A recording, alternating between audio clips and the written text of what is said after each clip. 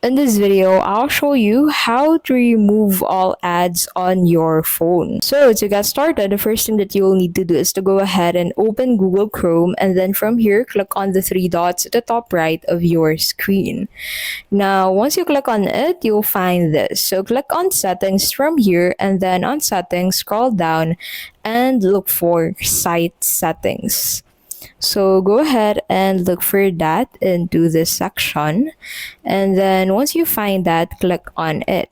Now in here, go ahead and disable pop-up ads and redirects, disable intrusive ads as well.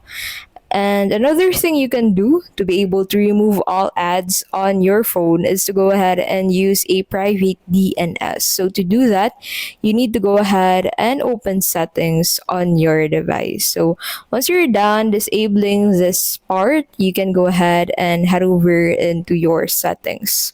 So close up Chrome first and then head over to settings, and then on settings use the search bar to look for private DNS. So search for private DNS and then hit on enter and then click on private DNS on the results.